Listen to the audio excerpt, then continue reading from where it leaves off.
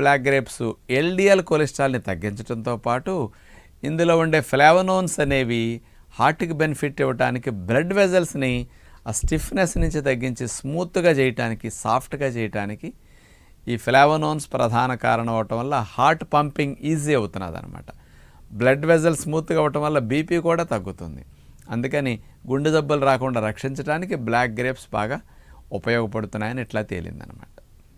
ఇక మూడవ పరిశోధన తీసుకుంటే 2015 సంవత్సరంలో హాంకాంగ్ పాలిటెక్నిక్ యూనివర్సిటీ చైనా వారు 60 ఏళ్ల పైబడి డయాబెటీస్తో బాగా బాధపడే వారి మీద వాళ్ళ మజిల్ సెల్స్ మీద పరిశోధన చేశారనమాట.